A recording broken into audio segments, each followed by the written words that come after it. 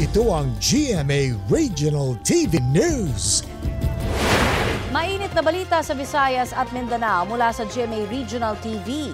Sugatan ang ilang estudyante matapos bumagsak ang kisame ng isang classroom sa Davao City. Sara, ano daw ang dahilan sa pagbagsak ng kisame?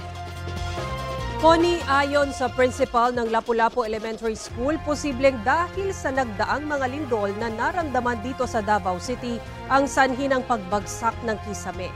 Kwento ni Teacher Marites Cañeda, kalagitnaan ng klase ng kanyang grade 4 students nang may marinig silang ingay sa kisame. Sa pag-aakalang lindol ulit iyon, nag-duck cover and hold daw ang 40 mag-aaral at nakagapang palabas ng silid-aralan. Sumailalim na sa stress debriefing ang mga bata. Blended learning muna ang mga klase nila.